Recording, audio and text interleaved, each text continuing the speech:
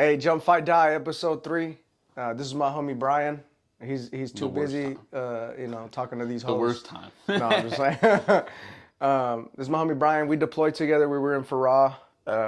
Those of you who know about Farah know the struggle is real out there, man. Shout out to anybody in Farah right now. But he was in 2P. I'm in loyalty. And he's an infantryman. He's 25 years old, and he's from Puerto Rico, man. Hey, shout out your IG, and let them know a little bit about yourself, man. All right, I'm Sergeant Rosa. I've been in the Army for 6 years and a couple months now.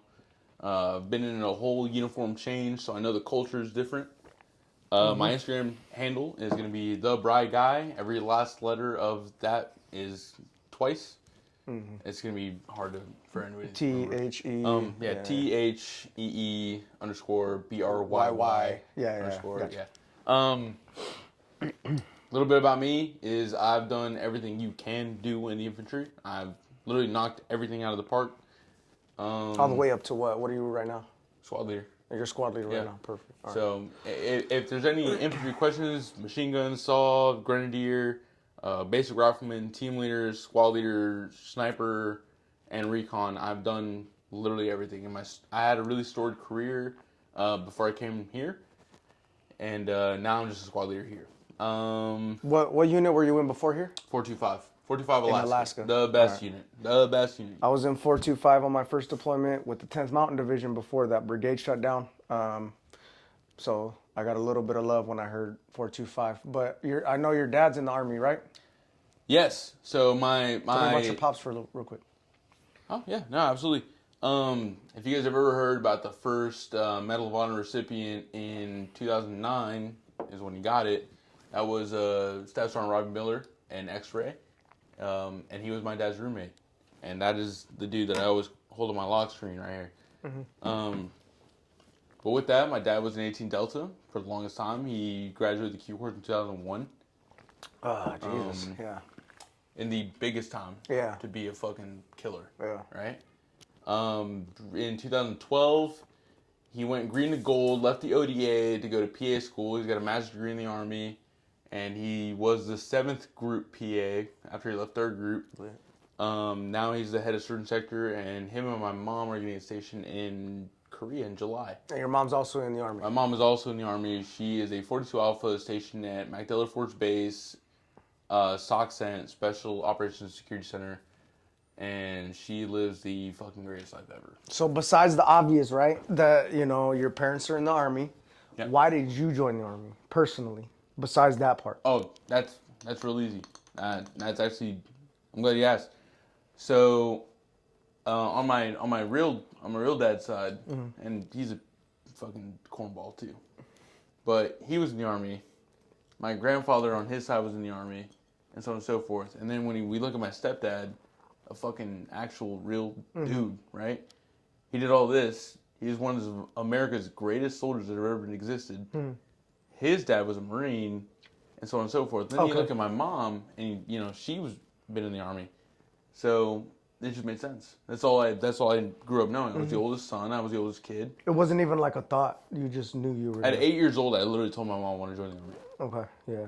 So that was all. That's it. I mean, granted, it's completely different than what I expected. Yeah. Granted, they like these dudes are fucking. Some dudes are scumbags. And that's why I do want to go to selection, and that's why you need to go to selection. Why not? You're good at everything. I am good at everything. You heard it. Write it down. Jot it down. Hey, but so when are you going to selection, real quick? So because I've been thinking about it. Here's the thing. I actually put in the packet to go in a long time ago. Okay. The thing is, my hip girdle is literally bent. What's that? What's that part? The hip girdle. So you know where your hip bones are? Right here? Okay. Like your backside? One of them is a little bit more crooked than the other. So whenever I ruck or do like long rucks, my right leg goes numb. Okay. And I've been getting seen. I've even had my dad pull up records because they don't call me back from Robinson. Mm-hmm. So like I've had him pull up records and call me and tell me what the status is. No shit. Yeah. Because I know. The 82nd. I know. The 82nd is fucking garbage. Yeah, I got a fucked up back. So I got an MRI done on my back because I remember I picked up my daughter one day and it was just a normal ass day. Yep. And I've been living with back pain since my first deployment in 2013. So I picked up my daughter, and my fucking legs went out, and I was like, what the fuck? Like I fell over, and You get sciatus? so I don't know what it was, right? But I like fell over and I caught my daughter and I fell on my elbow and I was like, what the fuck? And I was always thugging it out, I was like, man, fuck that, fuck this pain or whatever. And then come to find out, my back's fucked up, and the PA's like, hey, this is never gonna get better, homie. Like, you can burn your nerve endings, or we can start this chapter process or whatever. And I was like, all right, hey, check it out. You're not gonna speak on this no more. I'm gonna thug it out. I'm gonna keep going, right? So, Dude, PAs are always fucking saying dumb shit, bro. yeah. So, and you don't say that to a real motherfucker that is actually here for the right reasons. You know what I'm saying? Either you do this or you get chaptered. Yeah. Something All right. like that, Well, bro. then shut the fuck up. I'm gonna keep thugging it out. You know what I'm saying? Unfortunately, that's the way it is right now. But I understand. I definitely understand like the fucking the injury, pushing past injuries, because I constantly push past the injuries during PT. I'm still in contact with like Matt and Riley and all those guys, and I'm in contact with the 10th group dudes that I fucking was doing JRTZ with. And they all want me to go, and I want to go. Don't get me wrong, I want to go. I'm not scared of the challenge. The last thing I'm more scared of getting fucking smoked, like knocked out, than doing a 21 day fucking smoke session. You know what I mean? But I also don't want to go with like bad hips. Right. And you're Spanish. You speak Spanish? Yeah. Yeah, my fucking dad's buddy, the guy that I literally have fucking holiday dinner with, is a team sergeant now. He's about to be a team sergeant now in 7th group. So like, what are we talking about? You know what I'm saying? Yeah. Like, just go. Fucking what's it called? If you want to put it in a packet, I'll put it in my packet with you, and then we can go train up till that date. Don't play dog, because then we're gonna have to do it. But I'm not scared of shit. real quick, me neither. But real quick, fuck, damn it, I had something.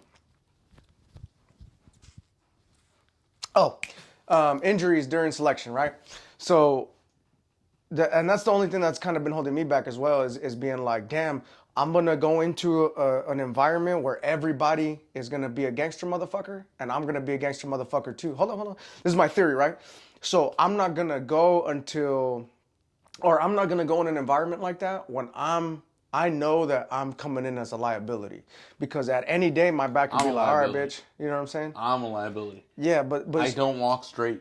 But that's what I'm saying. That's exactly what I'm saying. Is like that's the only thing holding me back, is like, damn, do I really want to go fight with the best motherfuckers when I know that at any point in time my back could be like, all right, bitch, I'm done. Okay, cool. Yeah, that's why I haven't gone either. But you've literally done everything. You've literally passed everything you've done. But am I wrong? Am I wrong? Has he not fucking... I've never failed anything. Okay, so what are you scared of? Fucking competition just makes you I'm better, right? Scared, you know what I'm saying? Scared is such a strong I'm word. not, I'm not saying that. I'm not saying that. But I'm saying like competition makes you better, right? Yeah, 100%. You don't want to compete against the best.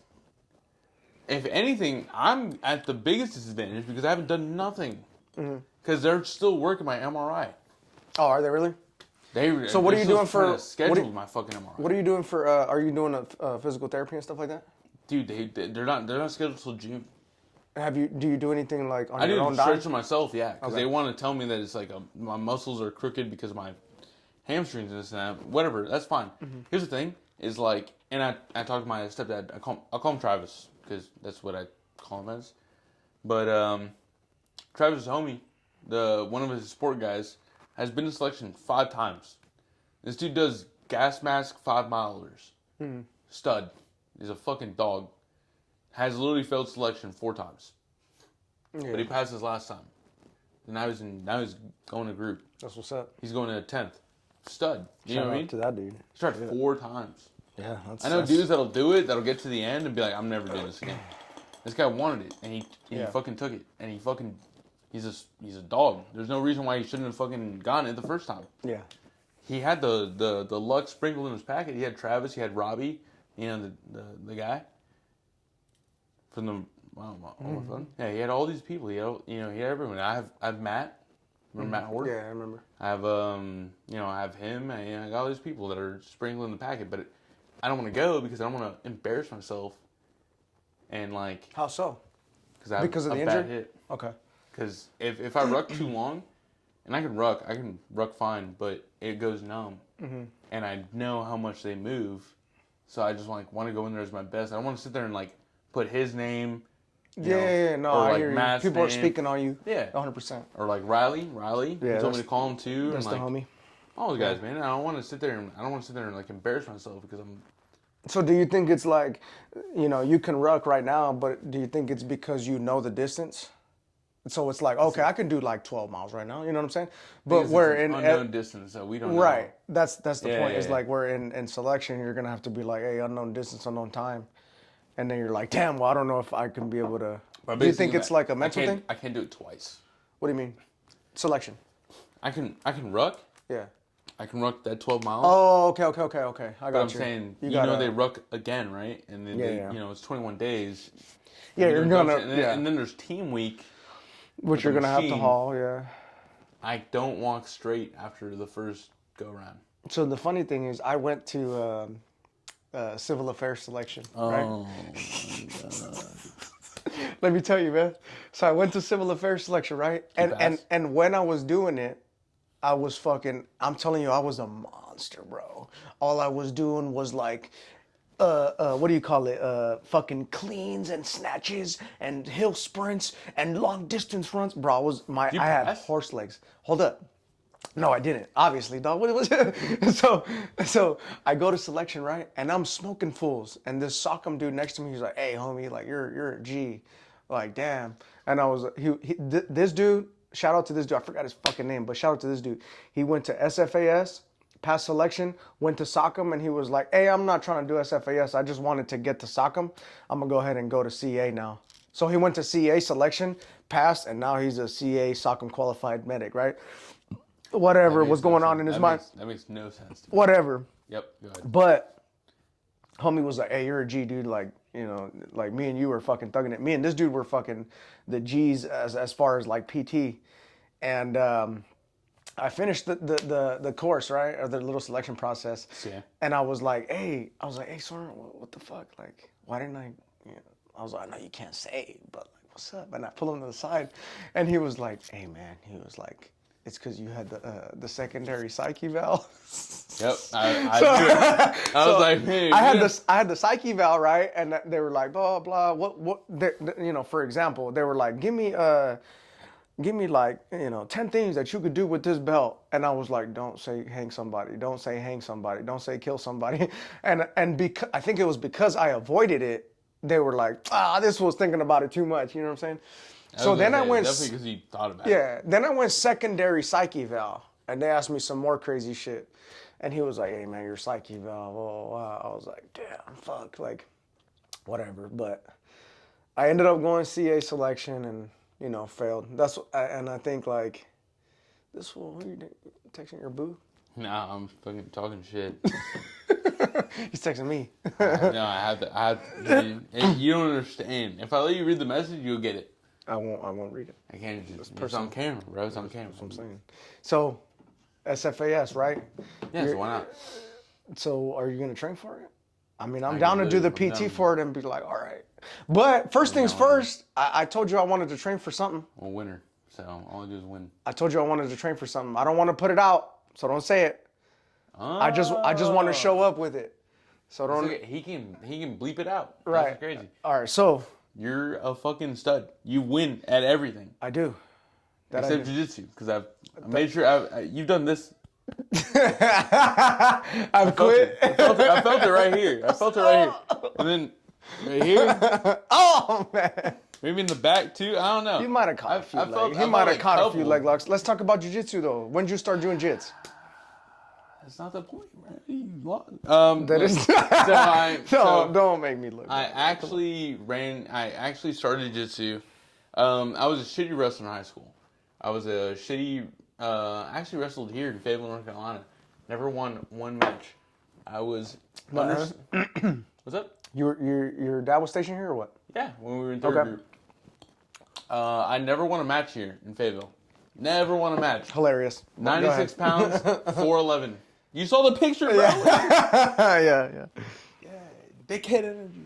But I never won. I wasn't good. I wasn't good at anything. Mm-hmm. And I used to be good at sports when I was a kid. And after, my parents did whatever, before she met Travis, she didn't make me do anything. So I was just stuck on the game. You were chilling, yeah. I was just stuck on the game, bro. I was a kid. Kids are on their peak. If kids don't play sports, they become donkey brain. Yeah. All day. So he threw me into wrestling out of nowhere freshman year. Your stepdad? Yeah. Okay. He randomly just threw me into wrestling, and I was like, that's what's up. I was like, wow. Shout out to your stepdad for that. That was a power move. And I got fucking smoked all year, all season. Good. But at the end of the day, he still took me to practice. And then we moved away my sophomore year, and I started boxing. And the only reason that I think I was even decent at it was way better. I was way better at boxing than I was at wrestling. But the only reason is because my family is Puerto Rican, and that's what they do. 100%. Yeah. Hispanic, just heritage is just... all day, dude. I don't know what it is, man. Mexicans are super good at boxing, too. We'd have those Mexicans are good. Canelo? Yeah, come on, man. We'd have those gym fights. We'd have those gym fights, and I was doing really well in those gym fights for like a long time. And we left, and then I went back to Georgia, and I started wrestling again. And Georgia wrestling's not the same. Georgia wrestlers are not the same. Why? The more coaster you get, the less good the wrestling is. Why? Why do you think that is? I have no idea. I really have no idea. Okay. It's just because... Because I did hear the Midwest is some of the best. Yeah, it's the mecca of fucking wrestling. But the weird thing is Jersey wrestling is really good too. Okay. Shout out to Dennis, because Dennis is from New Jersey and he wrestled. Go ahead. Frank Edgar? Yep. Jersey, yeah. Jersey, right? Yep. He's a really good MMA fighter. He's a really good wrestler in MMA, right? He only wrestled JV in Jersey. Oh, no way. Yeah.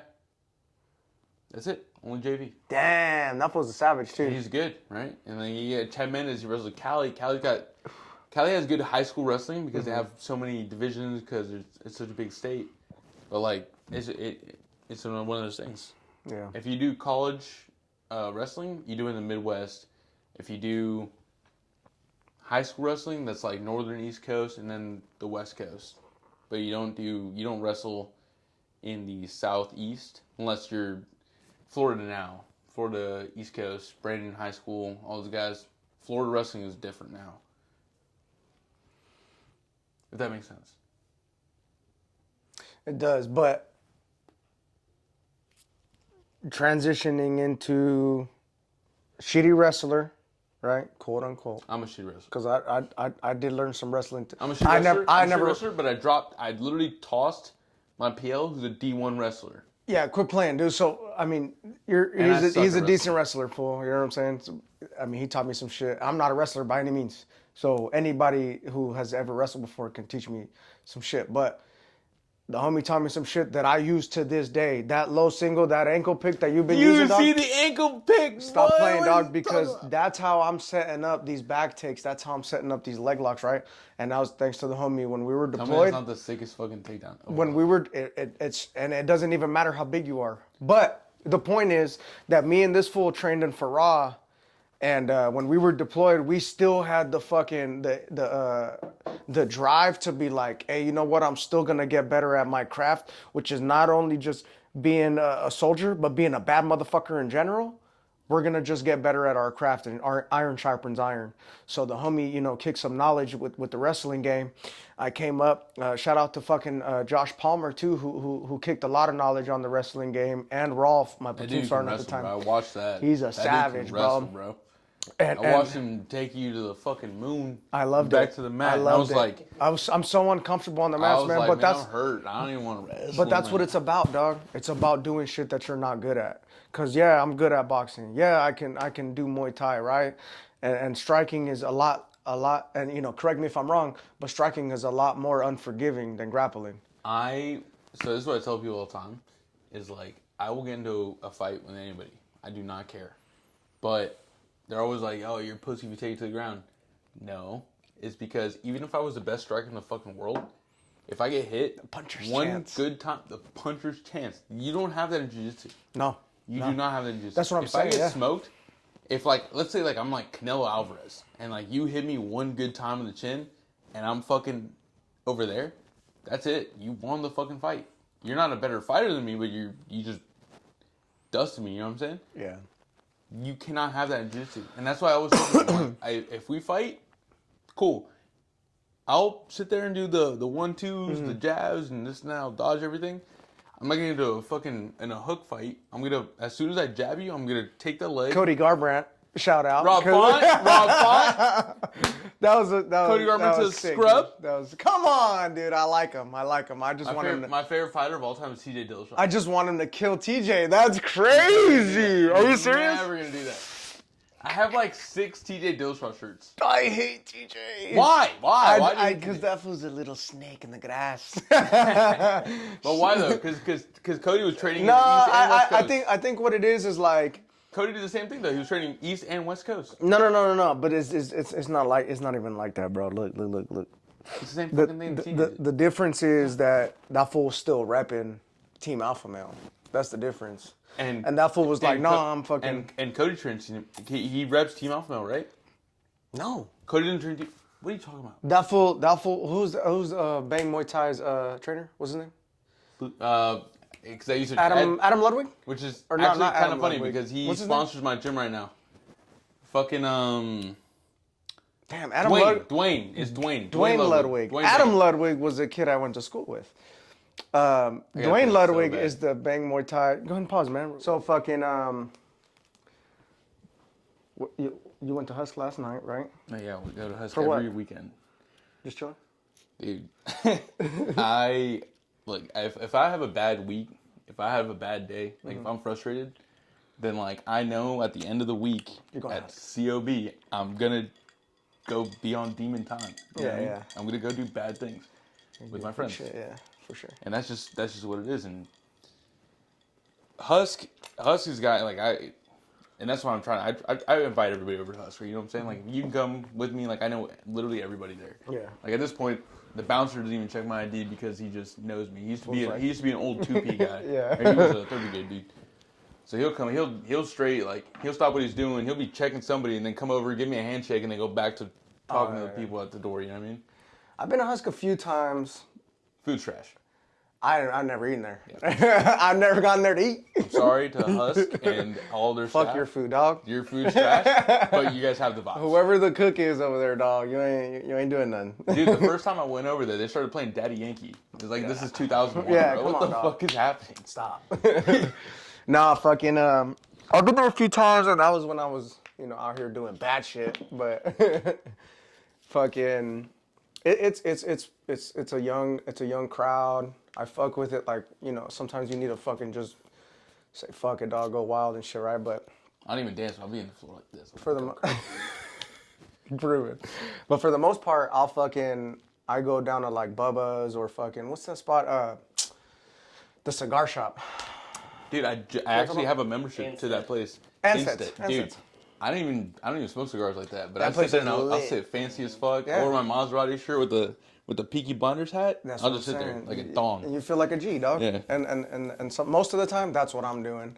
I like, when I get fucked up, I like to drink and shit. Or not, when I get fucked up, I like to eat and then drink. Mm-hmm. So I'll go eat at Max, a big ass burger or something, the buzz, and then I'll head over to Anta's and start drinking liquor and smoking shit. That's a fact. I will literally sit there at Instead or whatever.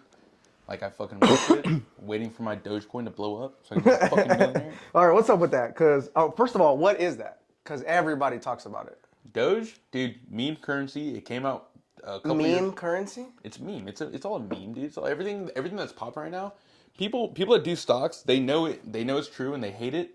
People that play stocks will sit there and be like, I'm not gonna buy GameStop. I'm not gonna buy Dogecoin. I'm not gonna buy this and this because it's all meme stock. But memes are what's popular right now. Everyone follows memes because they follow trends, right? I get you. Okay. So like, Dogecoin came out forever ago when the Doge meme came out, right? And the Shiba, the dog, that's the Doge, the Shiba Inu. No, what the fuck? You never seen the Shiba? They're like the cat of the dog world. And I'll pull it up real quick. But basically, like, that came out forever ago, and it randomly picked up steam again. And Elon Musk is tweeting about it, and Elon Musk is like the richest dude like ever. So anything he does, that's the Doge. Oh, yes, I've seen that, yes. The Doge guy.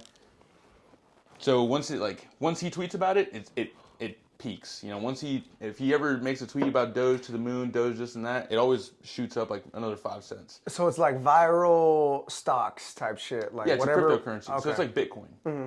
So it's just like that. And whenever he does anything with it, whenever anybody talks about it, there's more stores that are accepting Dogecoin now. So that's why the crypto is on the rise right now. It's like sitting at 50. Correct me if I'm wrong. More or less. I don't invest. Do you invest? A little bit. Yeah. I don't do none of that. I don't think I'm smart enough to do none of that shit. You don't have to be smart. You just got to follow the trends at this point. Yeah, but see, I'm a busy motherfucker. All right, how about this? So when I was at JRTC, because I got stuck doing that bitch for 2 months. Oh, were you down? Oh man, for the what do you call them shits? Like the dudes who help out the OCs afterwards. 4. Oh, you were out 4? I became Op 4 sort of. We ended up getting attached to SF and being their partner force. Okay. In the second month. On the SPF forces or whatever. Yeah. So I was wearing like a desert uniform. I had a fake name.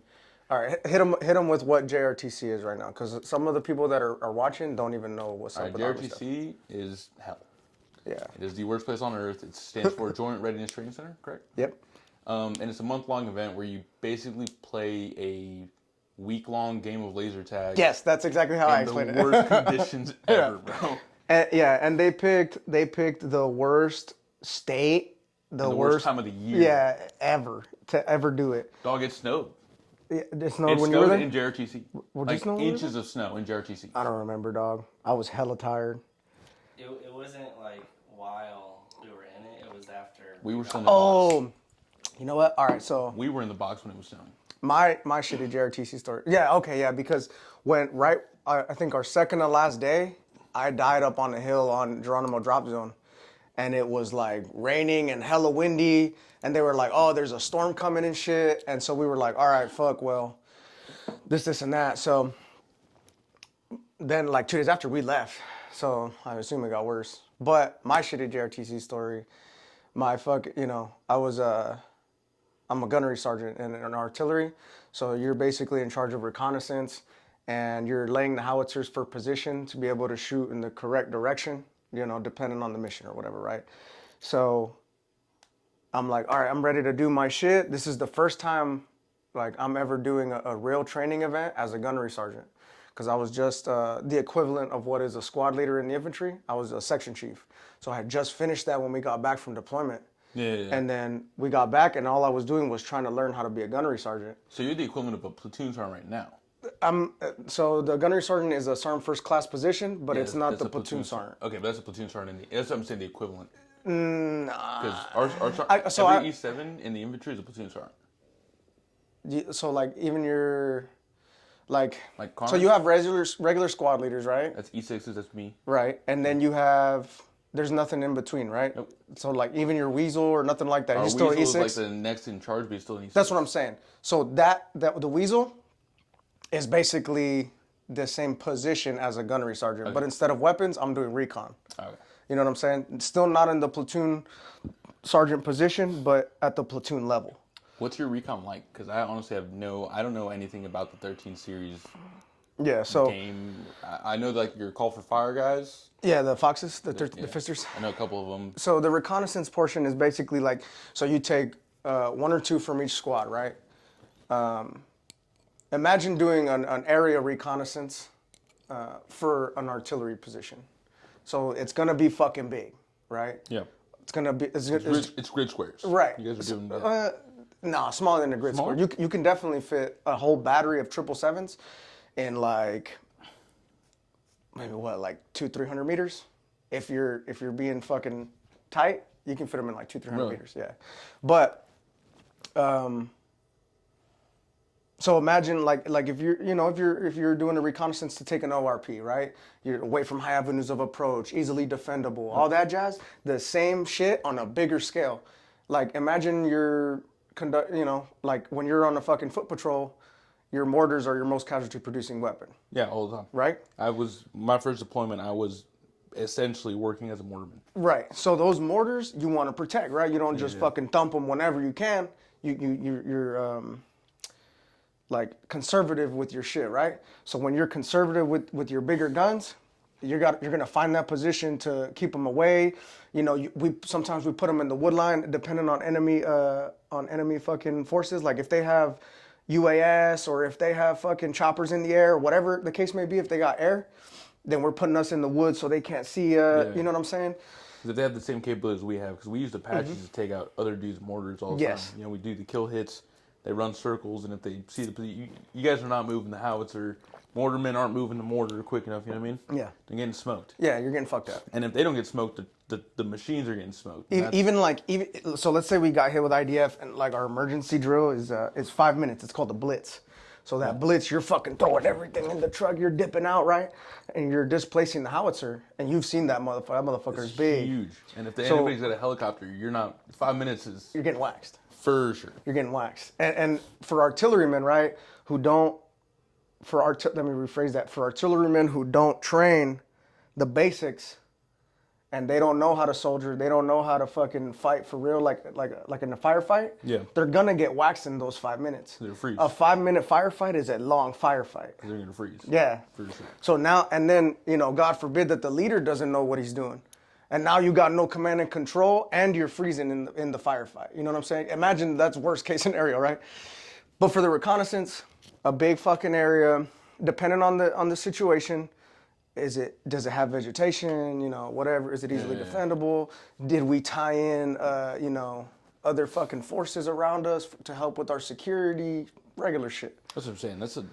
That's a super deep MOS, and like the infantry is super deep in its own right, but when we're not training, when we're not out in the field, we're essentially just janitors. That's just all it is. Like if we don't I feel like that's most of the military. Unless you're like S1 and like pretending to type up paperwork and losing leaf packets. I have a whole theory that anyone who's not in a combat MOS is barely in the Army. I don't even want because imagine if we just don't do our jobs. If you're not combat MOS, and I don't, my mom's non-combat. She's a 42 Alpha, so she does S1. She works for the general. She's still in. So I'm not gonna sit there and just disrespect everyone. But I will tell you right now, every fucking 42 Alpha, every S1 nerd that I've ever met will purposely lose a leaf packet. I swear to God, there's no. How do you lose something on your desk? Yeah, there's no way. All you have to do is put it on someone else's shit. Yeah, here I'm gonna put all the leaf packets on this side of the desk, not the fucking trash, dude. Yeah, and I don't want to hear none of you 42 Alphas. I don't want to hear none of you motherfuckers come in and defend yourselves in the comments. All right, y'all not seen him, that's for sure. Y'all might be able to see me, but I keep it on me, so it doesn't even matter if you want to see me or not. Fucking no, and I have a whole theory about it, you know, but we fucking it's just not the same. It's not super. It sounds crazy. I can make it sound super crazy. But reconnaissance is reconnaissance anywhere. Yeah. I did recce. Yeah. I was in the sniper section for my last year in Alaska. You were in what unit? 425. 425's in Alaska. Yeah. They're switching. They're actually closing out to 6th ID from what I heard. But I was in the sniper section in Alaska. I was a shooter. There was a 425 when I was in 10th Mountain and fucking. You don't remember me wearing the lightning, the strawberry lightning on my shoulder? Yes, I was the only one that did it. I would never wear uniform, so I didn't. What are you talking about? Yeah, you never did. Hey, what's that dude's name? Can I name drop that guy? What's his name? Fuck who? The fucking Captain. I'm gonna use the fucking. The homie who got punked. I'm gonna use the raid camera to spy on people playing. It was for PT. He's a nerd. Yeah. And you got fired, and then you got kicked out. And he got punked. You know what I'm saying? If you were there, you were there. You know, when I was a chief, some commanders needed to get punched when we were deployed. Specifically that fucking guy. Yeah. Specifically that guy. And 2 of them did, by your boy. But, fortunately, when you're good at your fucking job, you can get away with You can get away with shit like that, dog. Who didn't get away with that kind of shit? Nah. Not at all, bro. Well, he wasn't really. Yeah, that's me over there. That's the 2010. Oh, yeah. That's hard. Yeah, it was a good That's time. in Alaska? Yeah. It looks really nice. It was the summertime. Okay. How many months out of the year is it like that? In Alaska, it's like 4 months of like straight continuous sunshine, and then like 8 months is okay. What the fuck? So you lose during the winter and summer solstice. You'll lose 5 minutes of daylight, and then when it's like the summer solstice, you'll gain 5 minutes of daylight every day. So then it gets to a dwell, right, where it's like permanent sunshine and permanent darkness. And even when it's like the darkness sucks. Don't get me wrong. The darkness blows. Yeah. But like the brightest it'll get is usually around like 3 p.m. and it's like dusk. Mm-hmm. But then like I've been out and about being a hoodlum, and it's the summer and it's like midnight or 1 o'clock in the morning, and I'm at Walmart because everything's open. Yeah. It's bright as shit, and I don't remember what I'm doing. I'm hammered trying to buy fucking frozen pizzas or something. I don't know, man. Alaska's a good time. Is it really? And the unit takes care of you too. Really? I've heard good things about Alaska, but everyone we've got from Alaska, I don't know, dog. You know what I'm saying? I'm from Puerto Rico. Was born in Puerto Rico. My parents are stationed in Florida right now. So like I know the East Coast. Yeah. So the fact that they disrespected me and sent me to Alaska from Florida, that's fucked up in its own way. But it was a good time though, because we do like, I don't know if you guys like, you fish? I've fished before. Yeah. You hunt and fish or anything like that? I don't really hunt, but So like fishing Fridays, hunting Fridays is like a thing in Alaska during the summer.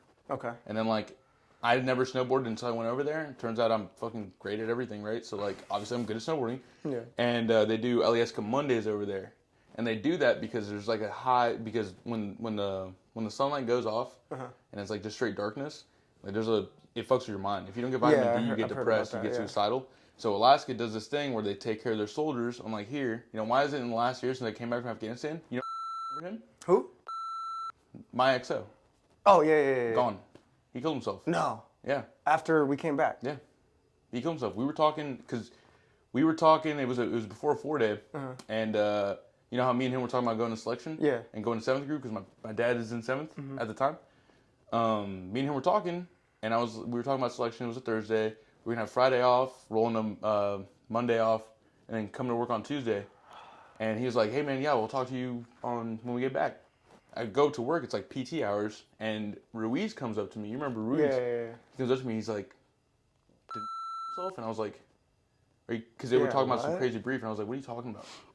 And so I went and asked, and somebody was like, because it wasn't Carnes, it was platoon sergeant, but I went and asked somebody, and he's like, "We're gonna have a formation about it." And I was like, I lost my mind because I was like, I just talked to that dude. We just made plans. We both have plans, and it fucking sucks because I got to go talk to we just had not the memorial, but the family. His parents came down a couple weeks ago, just to talk. But it was just like, man, just like every time I see, dude, he's gone, man.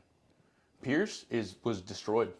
Pierce was fucking heartbroken. They lived together, but Pierce was hanging out over in Raleigh or whatever. Yeah, he was gone. Dude, it fucked everybody up because I would have never thought he of all people. You know what I'm saying? He's a captain, and that's the thing about the military right now, right? Is like everyone's sad. Yeah. And I went and talked to Division Sergeant Major actually. I went and talked to him, and he doesn't have an answer for it either. Because he was asking, he wanted to have like a sensing session with everybody from different brigades. And so we're sitting there, and he's like, all right. I don't want to come down to loyalty with that shit. We might ruin some careers down there. He's a fucking nerd. He's a nerd. Yeah. But he comes over, he's having this sensing session. He's like, nobody wants to talk. He's like, this is a one-way. Like, you guys talk to me, and then I'll fucking give you an answer, and that's it. And he made it sound like he was super respectful about it. But that's how everybody in power gets, right? They get power, they get like absolute... Absolute power corrupts absolutely? That.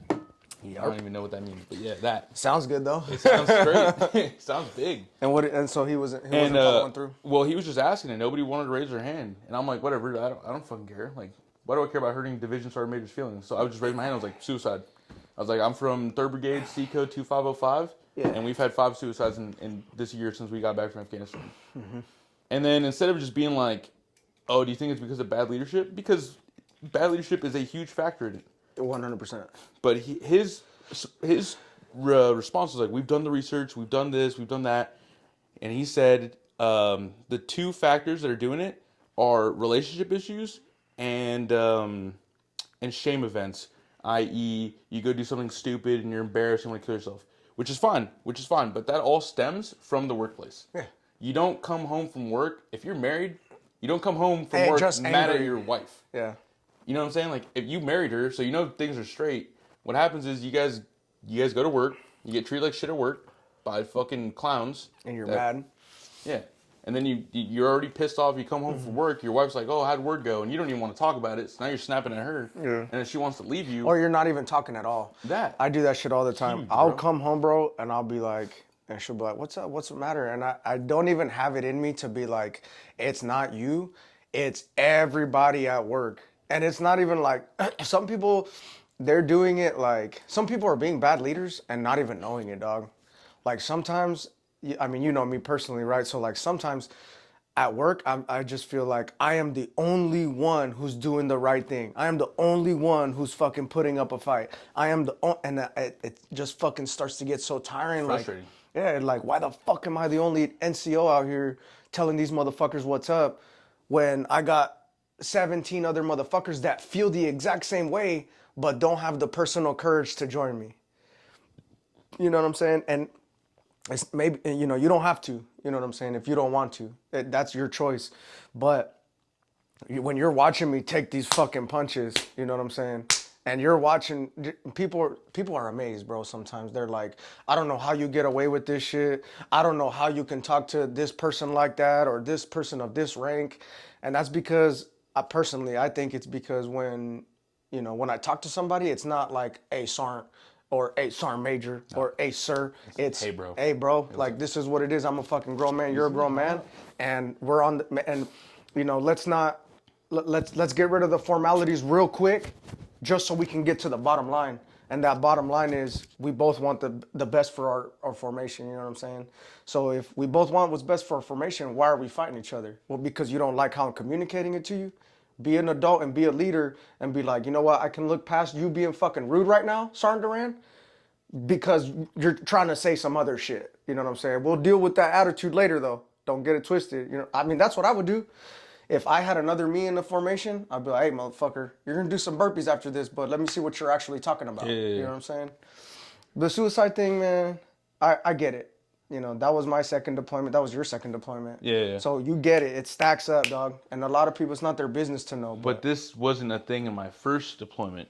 You know what I'm saying? Like, The people unity. weren't fucking dropping like flies. Yeah. And here's the craziest thing is you can count it as like a deployment problem, but we all, you and me deployed together, right? We're in completely different sections of the Army. We're two different pies. So why is there a massive amounts of deployments in 3rd Brigade and 2505 in that fucking company or battalion rather than everywhere else? It's because dudes that are in 2505, 3rd Brigade are miserable. Yeah. Let me tell you a story before JRTC. This is where it gets really fucked up. Because I want to go to IG for this. This is super bad. I had a soldier before JRTC. So the dude I used to work with when I first picked up my rank and I was a team leader for a little bit, he went to Alpha Company 2505. He killed himself the Wednesday before JRTC. And they still I think sent him we out. heard about that. You see?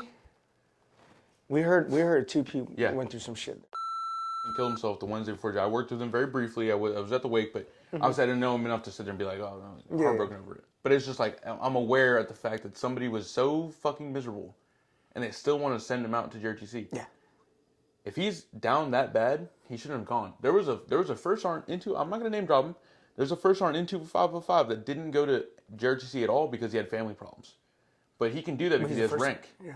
But when there's a dude that's literally sad, he's having marriage problems, and this and that, and they're still going to send him, and he kills himself, like, nobody's going to say anything, right? And then the first thing Sergeant said, because fuck that guy too, but he said, when he, like, got them all together and he did a little formation, he's like, shit happens. That was the first thing that came out of his mouth. I'd be mad as fuck. I'd be freed. I would have walked away. That was ACO. I would have walked away. I already fucking said something. I would have definitely walked away from Sergeant. Because that guy's a clown. That guy has no schools. He's got nothing. He's got no Ranger tab. He's a Sergeant Major for no reason. So when you have things like that happen, and it's like a culmination of fucking one thing after another, and then you have somebody tell you shit happens when your boy dies, that's when you know your leadership doesn't care about you. Well, that's when you homie. 100%. Yeah, we had I'm sorry. I don't mean to backtrack, but I had a soldier on that Saturday before JRTC. the week before. Okay. It was the week before, so he had 7 days before.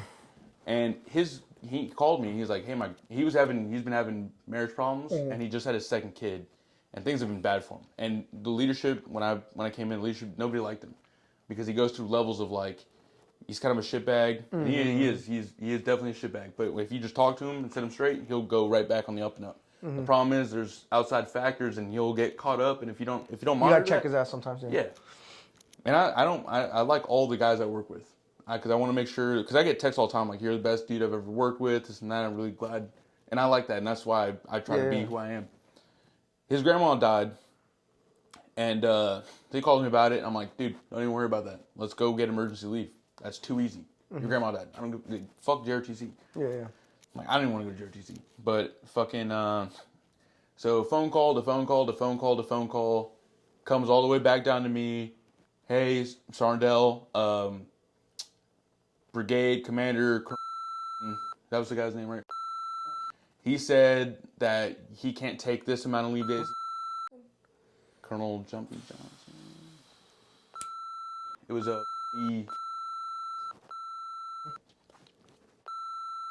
and he calls down. He talks to. It all comes down, and he says he cannot. I won't. I'm only gonna sign this guy's emergency leave packet. And mind you, he like dropped it down like 3 days. He's like, I'll only sign it if he gets the COVID vaccine. That is illegal. Nah. That's illegal. That dead ass happened. Is this hearsay or is this? No, that literally was my platoon sergeant called me to tell me. And then he got the vaccine because obviously like the funeral was right there, and he got the vaccine and that was it. And I kept telling him. I told him. My new first sergeant told him the same thing. We literally, me and my first sergeant just talked about this the other day, about like him getting the vaccine, because like me and him both think that he needs a second chance and that he should. Yeah. You know what I mean? Because life's just throwing punches at him. Hey, whatever. I have the vaccine. I'm vaccinated because like if my boys deploy, I want to be there. You know what I'm saying? I got family that's getting stationed in Korea, so I want to make sure I'm there. I don't give a fuck about none of that.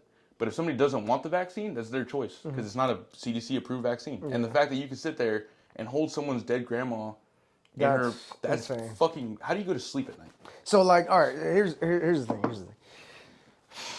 And I'm gonna play devil's advocate, right? But it's not a very good devil's advocate. Because all right, when you were a private, I'm sure just like when I was a private, we got scuffed the fuck up. I got branded. Right? You see what I'm saying? So it was a little bit different. You know what I'm saying? It was a little different when we were coming in the Army. Those people who are our squad leaders are now first sergeants, sergeant majors maybe, right? Yeah. But those dudes went through their own gangster shit on the deployment, or on the earlier deployments, right? Is that fair to say? Yeah, right? For sure. Yeah, I think the Army's definitely gotten easier in its own aspect. Right.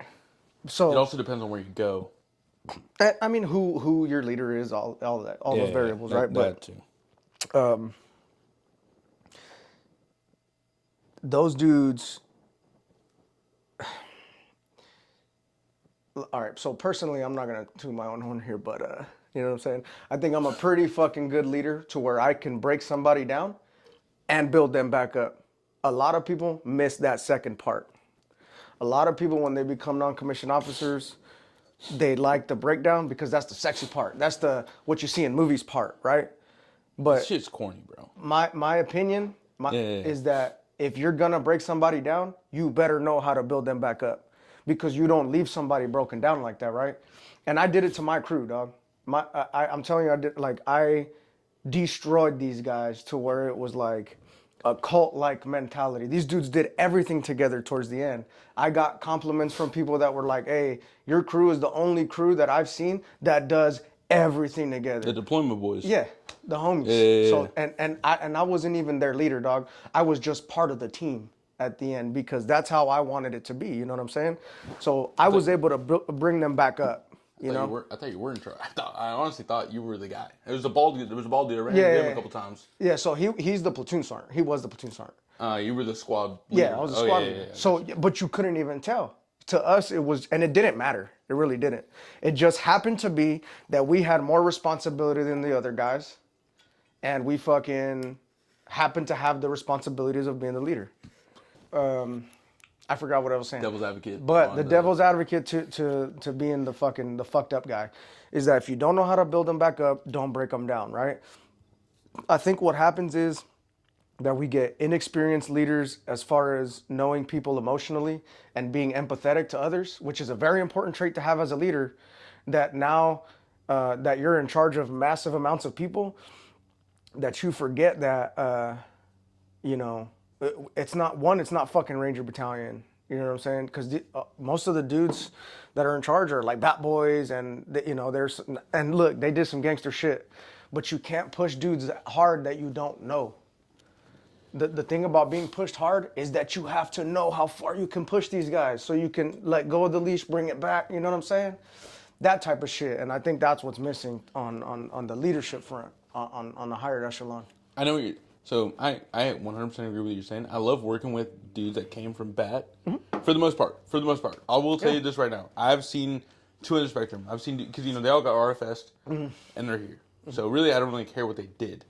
But then, like, I've had boys that I'm like, I know why you were RFS. Like, you could tell you're RFS. Yeah. And then I got other dudes that are like bad leadership, and they got like a speeding ticket, and they didn't want them there. Whatever. And those guys are studs, right? I got a dude, I just took him over to the range. I was like, yo, this guy's he's the shooter, you know what I mean? Mm-hmm. And he was trying to do some crazy walk backwards shooting shit, and I was like, hey, that's cool, you can do that. Just, you can't do that. Don't do that, though. Because like, we were teaching like walking and shooting, and he like whispered something to me in the middle of the range, and I got ear pro in. Yeah. And he was like, I think I'm gonna walk backwards for this part. He was gonna walk. You were like, no.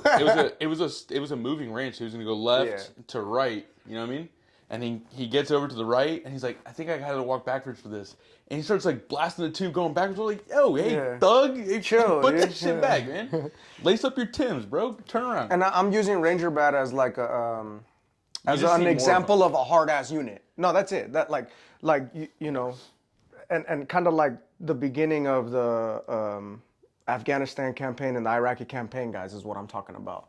Like the dudes, big facts. You know what I'm saying? The older guys. The older cats, the OGs. That's all I'm saying. But the thing is, you know how RASP was back then? Like, you know that shit was tough back then, right? I don't know, but you know what I mean? Yeah, I'm sure. But I'm saying, like, you can't have like a RASP squad leader, platoon sergeant, whatever, sitting there fucking these dudes down, because he's got RASP mentality. He's got Ranger mentality. Yeah, he's gonna go. There are dudes that will join the army and will literally give up on being in the army once they leave basic. They're like, I'm not re-enlisting. That's crazy. That's new now. I've noticed that more now. You've had soldiers, right?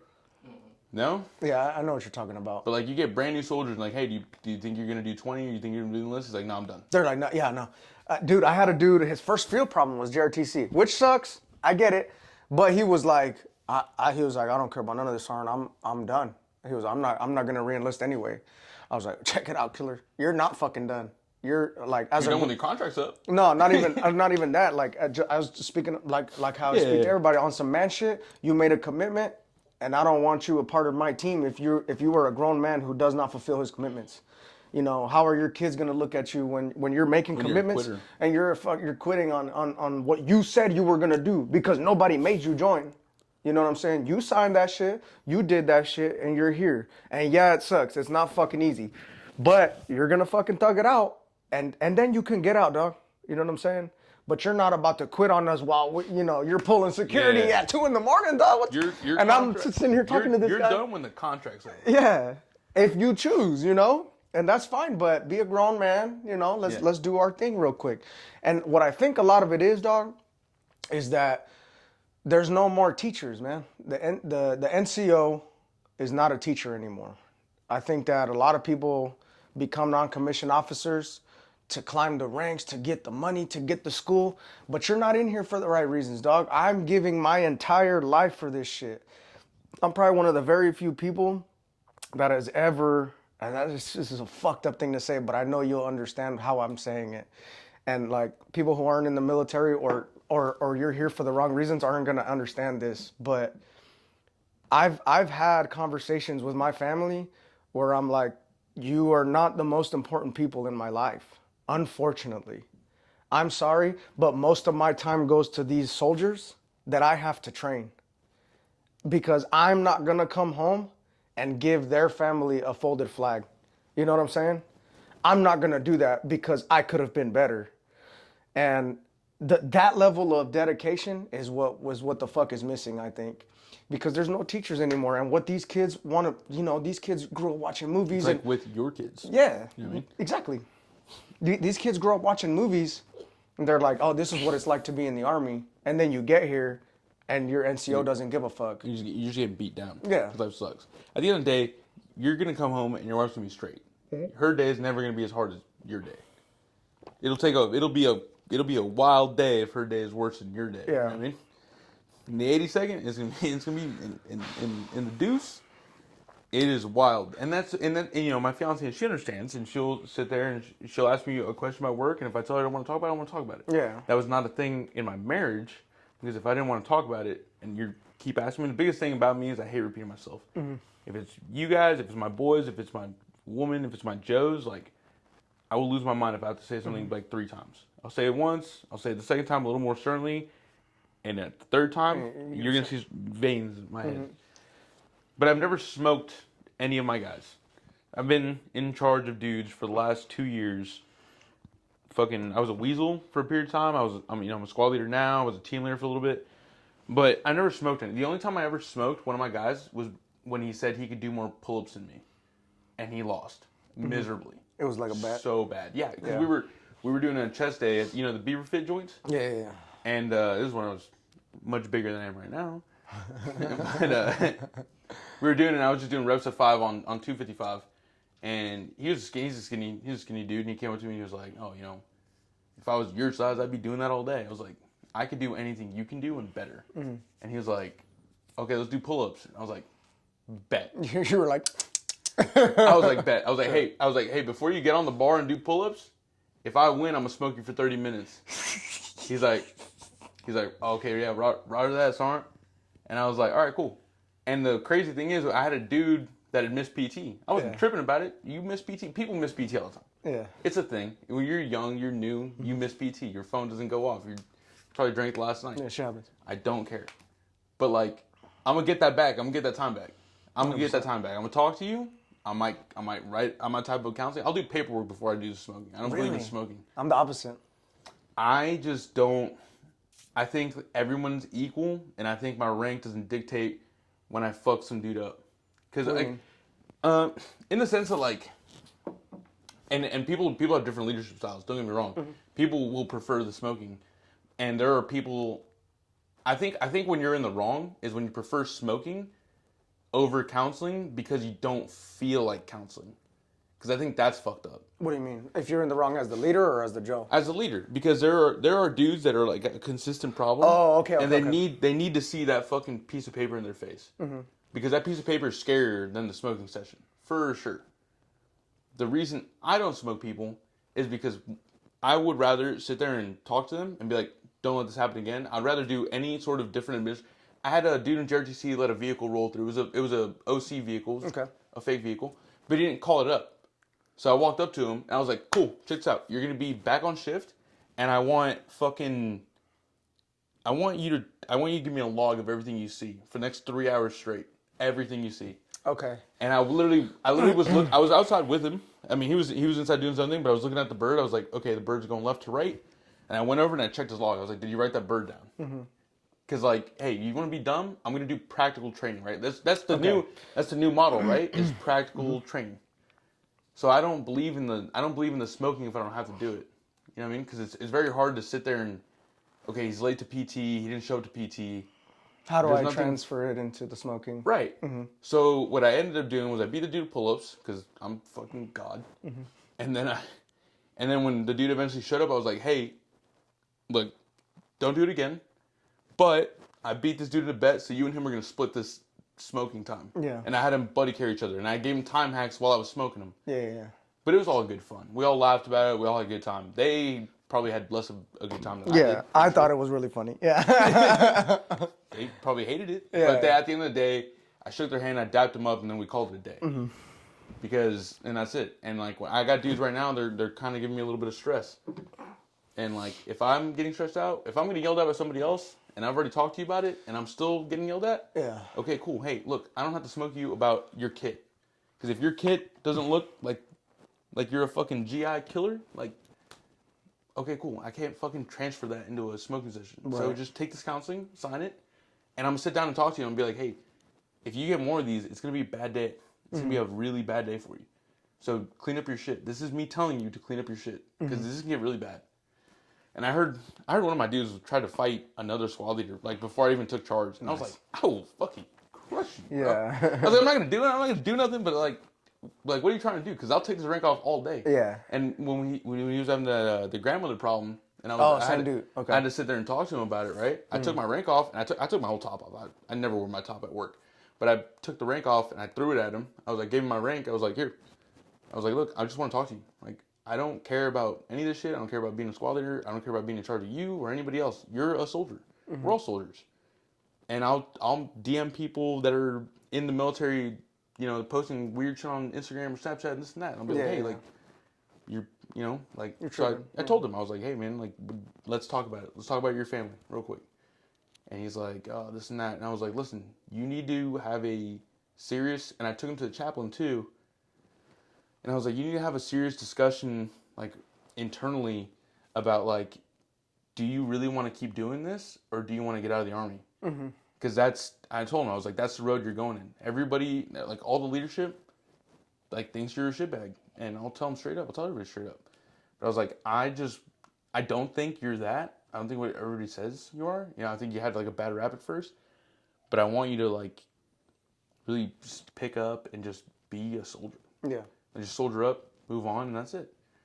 And he understood it, and he went and talked to the chaplain, and they talked, and I asked the chaplain, I was like, hey, I know you can't tell me what he said, but is this something I need to take to behavioral health? And she's like, no.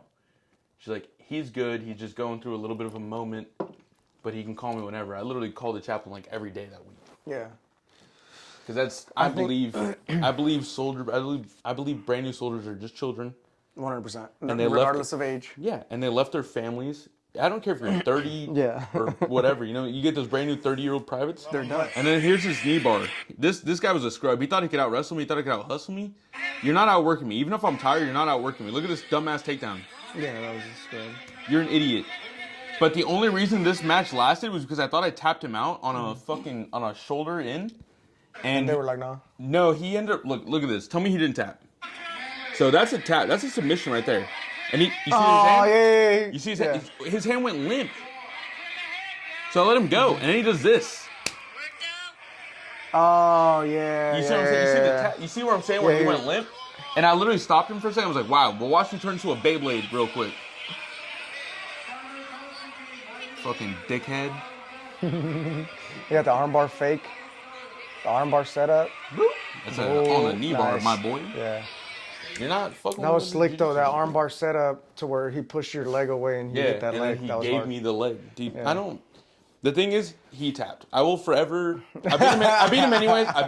It doesn't matter. But he tapped. But you beat him earlier. He fucking taps.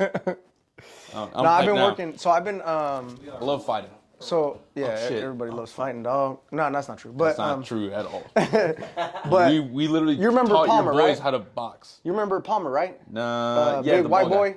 No, the wrestling guy. The wrestler. Yeah. So he dog him fucking. I've been working with him since after deployment too. So I bought those wrestling mats when I got back so I could learn the wrestling portion for my jiu-jitsu. And I was like, hey, I don't want you to teach me wrestling for jiu-jitsu. I just want you to teach me wrestling. I'll figure out how to incorporate it. Yeah, that's how you do it. Dude, and when I went back to fucking Rock, and I was like, all right, motherfuckers, they were like, oh yeah, you were gone for deployment. And I was like, yeah. When am I gonna get a session? That's what Dude, I'm talking about. I know. Because I had you on deployment, but I think you have me now. I don't know.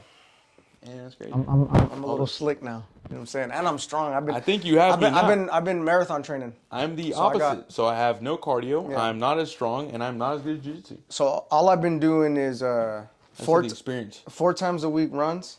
So I run 4 times a week, and they're long runs. So like 10Ks. Yeah. You hang out with this guy? He don't hang out. He don't want nothing to do with this, man. I'm a fucking monster. But 4 times a week, right? And then the other... a drink. And then 2 more days. So on those 4 days, I'm doing jiu-jitsu as well. And then day 5 and 6, I'm doing HIIT training, but with kettlebells. So it's all this fucking forearm grip work, right? Plus I'm doing just a little bit of bench because I just like what the bench press does to a motherfucker. You know what I'm saying? But that's fact. I literally miss the gym for like a month and be like, let's go do chest. Yeah, but I'm not trying to get yoked because everybody wants to get yoked and blah, blah, blah. Muscle requires oxygen. Yeah. It's not efficient. I'm not with that. So I'm trying to be efficient. And then I go to the gym when I come back and after fucking 9 months of fucking rolling with you and wrestling with my homie Palmer is his name. I come back into the gym. I was teaching a whole jiu-jitsu class up there. Yeah, as dog. best as I can. I'm not even good at teaching, but I tried. It was me, this fool, some of the team Lamb. dudes. Lamb, Cohen, the Yeah. team guys, your guy. My one boys. of your guys actually came on. Yeah. I was trying to help. two- I was trying to two- help you teach boxing. And then boxing too, yeah. So I boxed before the Army. Golden for, like, gloves. yeah, I boxed Correct. for 8 years before the Army. So I was, but it's so hard to be the teacher, not the fighter. That's so different. Oh, dude, I'll you know keep it 1,000. You were not a good teacher, bro. You No, get so mad. You get so mad, bro. I get mad as fuck, dog. All- I'd be like, all you gotta do is keep your hands up, Pat. And you know, Pat's a little skinny ass. All these dudes are like learning how to throw a punch for the first time, and they're doing yeah. they're doing this. And I'm shit. trying to keep my eyes on. And my mistake is that I was teaching too many of them, dog. Because I was like, no, you do this. All right, now you do that. And then they were getting bad habits. I'll disagree with that. I think you could teach all of them because it's the fucking military. You can train a mass amount of groups. You weren't doing the crawl, walk, run. You literally started because when I walked in, when I was like coming to talk to you or whatever, and like I'd watch a little bit or I'd do a thing or two, and I'd be your little dummy for a little bit. You're teaching these guys how to throw 4-hit combos. When These they don't know kids don't even know how to throw the one. proper jab, yeah. You know what I mean? No, I hear you. And that's my biggest thing. When I came back, I was so happy that I didn't feel like I had to teach. It's a big thing for me for soldiers to know how to fight, dog. I got you. Preach.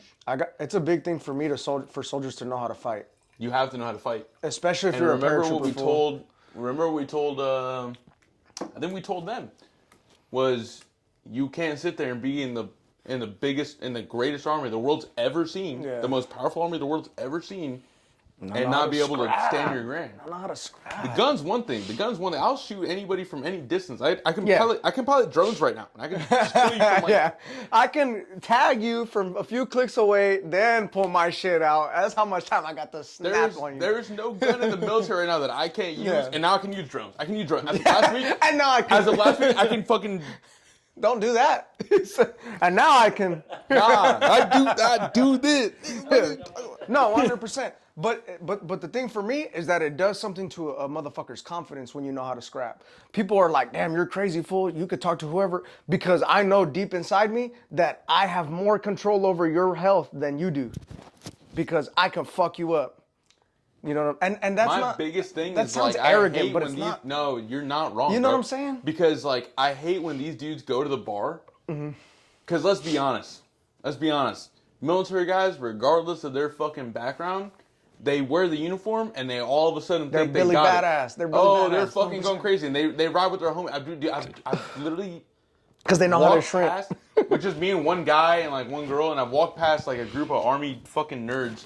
They got and they're dog like, tags and- on. No, they hit you with the, hey bro, if I get into it, if you get into it, I'm gonna be there. I'm gonna be right there. And then like they all fucking sit there and do this. I'll fucking kill someone for you. Like, okay, cool. Hey, welcome outside of basic training. Yeah. Like, welcome to the real world.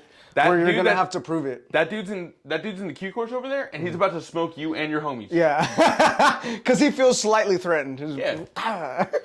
Like, come on. Yeah. And then that also goes for the Q course dudes, because they come into They don't know how to scrap either. Some they of come them. into the bar and they're like, I'm special forces Yeah. ranger, bro. You're like, hold and up, then dog. I'm like, that's awesome. I like the green hat. I fuck with it. Yeah. I respect everything you did. Yeah. But you can't fucking fight. Don't ever get it twisted, yeah. You cannot fucking. You know what I'm saying? Like, I do that shit all the fucking time, dude. I had a dude before deployment, and he was talking to this girl that like came with us, and like I'm not Captain Save a Ho for any fucking reason, but I will sit there and be like, okay, she's uncomfortable. I'm gonna go say something. You know what I mean? And she already came with us. So I was like, hey man, like blah blah. She's gonna come with us, and he was on fucking bumpers after that. He's like, dude. He's like, you're too small. Like, I bench more than you. And he literally flexed on me. He flexed on me in the bar, and I'm like standing next to this girl. I'm like, I immediately would have gone for Losing. he was, dude. I swear to God, he was walking back when he was flexing. No. It was so weird. His boys were trying to get him into the Uber. He's in fury. I know if you, dude, I hope you watch this. Because I just want you to know you're the biggest fucking nerd Is it I've on? ever met. Yes, Oh, yes. Dude, he was saying crazy shit. And like, she's a Barracks buddy. She knows that. She knows that. She used to knock on doors and just go in and out of doors. But she's cool. You know, she's a human being. If I can knock on doors and score pussy, I'm doing that all fucking day. Whatever. All day. Yeah. All day. But he was being weird with all his friends. And I walked in, I was like, hey, she's gonna leave with me. You guys had your fun? Like, cool, we're all just gonna go back together. And I had, my group of friends in this. She's like, yo, dude, you're fucking small. This and that. He's like, you can't even bench like I can bench. And I was like, you're fucking corny. But he was walking back. I literally was yelling at this dude. I was like, why are you walking back? Yeah. Why are you walking back? You doing this? You walking back? Like, Yeah. come see me. Hey. I ran into him in Kuwait. I was in the gym lifting. I ran into him in Kuwait. And I was like, hey, man, do you remember me? He's like, no. I was like, oh, okay, never mind then. Perfect. I was like, all right, never mind then. The energy's gone. Yeah. And you get hype because you wear the uniform and you this and that and you can lift this and that. First of all, one, I don't care how much you lift. You're not out fighting me. And then two, I don't care about how much you lift because I keep it on the fucking hip. It's so different, fool. Like, just to make this clear, just because you're yoked or just because you could do whatever, if you're not actively training to fight, you can't fight. Like, and you will get tired first. And you know what? That's okay. But you need to be real with it and be like, you know what? I really don't know how to scrap. I'm going to go learn. And that's just for the betterment of everybody. If you're in the fucking army at all, like, you don't even have to be airborne or nothing. Like, I think personally, paratroopers need to know how to fight. Like, there shouldn't be an excuse in the book for you not to know how to fight and you jump out of airplanes. But if you're in the army at all and you're representing the same flag I'm representing and you're fucking, you know what I'm saying? You're doing the same work I do. You need to fucking know how to fight, dog. There's just some, not to start fights or nothing like that. It just does something to a person's confidence. You know what I'm saying? You will freeze. You will freeze in a gunfight. Yeah. If you cannot fist fight, you will freeze in a gunfight. I've seen it happen. You've never been put in an uncomfortable situation. And if you're not constantly putting yourself in fucked up situations, you're not going to know how you react to them and you're not going to know how to best react to them. Plain and simple. You want to hear a story about last night? That's not going to get me in trouble. So I ran into this girl that I was hooking up. This is actually kind of funny. I ran into this girl that we used to hook up like way back in the day. And she saw me and I saw her. We were like, oh my God. Because we were good friends for a while too. So I gave her like this big hug. This and that. I was like, how you been? We're still hugging. You're like, oh my God, I haven't seen you in a while. I ain't do none of that. I'm not going like that. But I'm sitting there and we're talking while we're hugging. And I was like, hey, like, I'll see you around. I was with one of my guys. And her boyfriend comes out. And he's like 6'5".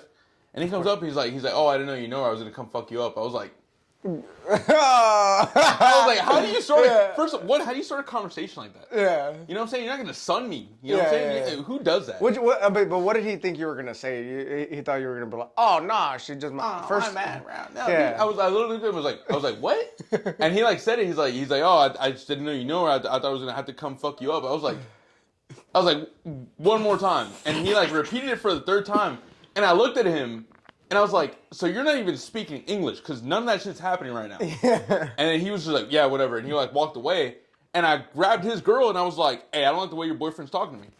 And that was it. I never fucking saw them. I never spoke to him again. But I was just like, who the fuck is this guy? Yeah. Who says that, bro? Yeah. If you're mad at somebody, you just go be mad. Go be mad. Go be mad. If you're drinking, you're fucking having a good time, go be mad. But like, don't sit there and try to like, dog me. Yeah. That's the thing. That's a logo of motherfuckers who don't know how to scrap, is that they'll be like, oh, I thought I had to fuck you up real quick. Yeah, come do it then. Yeah. The thing is, if I'm gonna fight you, bro, I'm going to let you know exactly what's about to happen. I'm about to be like, hey, bro, we're about to go outside real quick because I don't like that you did this, and we're gonna throw hands real quick, and I'm gonna get my anger out. And if you're not down with that, I'm not a bully, so I guess we're not going to. But I'm challenging to a fight as a man. He has the anger problem. You know, I got hella anger problems. I went to anger management. You know what I'm saying? So I'm a little bit more respectable. I want the whole fucking thesis as to why we're about to fight. I want to know exactly why you want to be put on a T-shirt and someone's Twitter bio. So like that's what I was asking him over and over. I was like, what are you saying to me right now? And for what? Because at the end of the day, if he wanted to do something about it, he's gonna get fucking hurt. And I know everybody there. So it's like, there's not even a fucking point. And like, I just saw it. I just gave her a hug. It was a long hug. A little bit disrespectful. It was a long hug. But if you're a man about How it, long are we talking here though? it was a fucking minute, bro. Like how many minutes? Was Dude, it a minute for real, or was it? It was a long ass hug. But that's the thing. That's the thing. She didn't walk in with this dickhead. You know what I'm saying? Okay. Yeah, she didn't walk in with this dude. So she's giving me a hug. She's talking about this and that. I'm just over here sitting there. She's hugging me. And we're just hugging. I didn't anything crazy. I didn't like look back. I didn't kiss her on the cheek. I didn't fucking do anything crazy. But we're just talking. And then she's like, I was like, hey, you know, I'm with some friends. Come hang out. And then her dumbass fucking ogre boyfriend was like, oh man, I know you knew her. I was gonna come fuck you up. I was like, who's fucking what up, bro? I'll break her back again. Yeah. Dude, I was like, dude, you know I fucked her in the mouth, ass, and pussy, bro. Like, you not about any of this shit. You already lost, dog. And I had the strap in the car, bro. What is he talking about? Dude, I fucking hate the ego. I hate ego, bro. Because like, if you honestly can't, first of all, nobody that's trying to fight is gonna be like, oh, dude, I want to fight right now. Yeah. Nobody that's trying to fight is gonna say that. No. Nobody that's trying to fight is gonna say that. Oh, dude, I thought I was gonna have to fuck you up. Come fuck me up. You know, the crazy, what you said too is like, crazy right now. What you said is like, nobody who wants to, like when you go out, you know, some fools are like, oh, I want to get in a scrap. Fucking number one, I'm gonna be like, hey, we're not kicking it tonight with this fool. Like one, I'm going out to kick it. You know what I'm saying? To unwind and shit. If you're going out trying to get me in a fist fight, fool, that's not tight. You know what I'm saying? Like I'm not fucking with you like that. But like if you know, I really usually only fuck with people that can scrap. So I don't even trip like, you know, on people like that. But if somebody new's kicking it and they're like, oh man, I'm trying to fight you, and I'm gonna be like, all right, you can't come. You can call me a fuck boy and not do nothing about it. Don't call him a fuck boy and don't do nothing about it. Hey, do something. Do something at least. Fucking Cody. Cody. Rob Font. Let's talk about Cody real quick. His last big loss. Who did he knock out last time? He knocked out Perez. I don't remember his name. He knocked out Perez, a Puerto Rican John. Yeah, okay. Puerto Rican fighter. He's a ground fighter, and that was his. Oh, it was that dude who he hit from the fence with that right hook, right? Yeah, he held the fence. Shoot, boop. Yeah. Which is clean. Yeah, you're good. Which is clean. He held the fence, and he fucking ducked under the hook, and it's like he charged it like a Street Fighter. Yeah, you know yeah. He came down, and he was like, boom, and he managed to do a fucking somersault in the air. That's fucking solid. That's a dog. Here's the thing. I don't like Cody Garbrandt. Cody Garbrandt acts like a dude that never was raised with parents. That dude just acts like a fucking dickhead all the time, all the fucking time. Cody TJ Dillashaw, my favorite fighter ever. No, ever. I have 3 TJ Dillashaw. My first favorite fighter, and they're all pictures of TJ's butt like this. All right, whatever. All right, what? Why? You're not sleeping, but you're not tired. But my favorite fighter was Anderson Silva. Mm-hmm. Anybody in this era that came in MMA came That's funny because I hated him. But go ahead. This is what I'm talking about. This is what I'm talking about. I hated him. Yeah. So fucking Anderson Silva was I was flipping the channels. I was a teenager in the picture I showed you. Teenager flipping channels, and I watched Anderson Silva front kick Vitor Belfort in his teeth. That was gangster, yeah. And I was like, what the fuck is happening? What is my life right now? And I just followed him since then. And then the Chael Sonnen fight. Mm-hmm. Chael Sonnen, last 30 seconds through of a the triangle. Yeah, that was a sloppy triangle. Yeah. And Chael got caught. Mm-hmm. And he was smoking the greatest fighter that's ever been seen ever. Mm-hmm. That's crazy because I remember that fight. Yeah. I watched that fight. That's why I don't like Chael. That's why I don't like Weidman. He's a loser. What? Because he fucking... Dude, he's got iron shins? Not anymore? I paid for that fight. I paid for his L. And I watched Anderson Silva get fucking smoked by Chris Weidman. And I cried. Yeah, I was like, that was awesome. I was 16, really hoping 17? I was really hoping Weidman would just fucking double underhook suplex him. Dude, who did Weidman fight before the Anderson Silva fight? He fought Paul. He fought. I can't remember. He didn't fight anybody to get that. He didn't fight anybody. No, he was on the come up though. He I was remember he was on a 10-0. He was 10-0 when he fought, but he only had 3 UFC fights before fighting Anderson Silva. And he fought one killer, got the belt, fought Vitor, and I thought he lost that Vitor fight. He literally even said he was asleep. He literally said he was asleep. No, my bad. He smoked Vitor. He got on top of him and got the TKO. But he fought Vitor, and not Vitor, Machida? Yeah. And Machida slept him on the feet. And he even said that, he's like, I don't remember that round. Yeah, crazy you don't remember it because you got hands. You got fucking fed. You know what I mean? And then he fought Luke Rockhold. Let's talk about that real quick. We were talking about that earlier. Puncher's chance. I just wanted to say something on that, right? So the best thing that you could do when you're striking is everybody has a puncher's chance. Yes, everybody has, let's say, a 50-50 if neither of you know how to fight, right? Everybody has a 50-50 of who gets the fucking knockout, right? Boom, boom, boom. Which is why I don't like striking. The best you could do as a striker is lower that percentage, but you could never get rid of it, ever. You'll always have that 0.01% as a striker. You know what I'm saying? But the difference with grappling is that you can get rid of that percentage. So you can go to 0% that person will fucking out-grapple you. Because the grind in wrestling and grappling and jiu-jitsu in general is fucking... You can get lucky. You can get lucky. But it's not as common. Yeah, all right. You know what I mean? But, like, who's gotten lucky? In a bar fight, right? If you hit some dude... All right, if you're drunk, I guess. You know? What I'm saying is, like, if some dude hits you and sleeps you, he's not a better fighter than you. No, that's what if you take him down and, like, some crazy shit happens, like, you have the advantage because, like, striking or grappling is way more chess piece. You know what I mean? Even if the guy doesn't know what he's doing. Yes. For sure. But, like, there are random times where, like, you end up in someone's guillotine. You're like, favorite striker of all time in the UFC? Or actually, in the UFC? Ever. In the UFC? In the UFC, my favorite striker is Max Holloway. And I met him. And I held his belt when he had it. No. Yep. I have a picture of it. Where at? It was when I was coming back from Afghanistan. No way. Yeah. I think I've met 2 UFC fighters. Have you guys ever seen the video of Paige Van Zandt, like, choking that dude out on deployment? No. Oh, that was a guy who was like, can you choke me out? And he, like, asked. He was like, can you choke me out? She said yes. A Carson dude. She's like, yeah. He was like, can you triangle choke me? She's like, I'll rear naked choke you. And he was like, yeah, cool. All right, but you gotta get naked. Yeah, dude, you gotta do it right. And he went to fucking bed. Yeah. But Max Holloway is the greatest striker in UFC history. I'll say Connor's up there as my favorite striker, personally, just because I like his karate distance control. Okay. As far as that.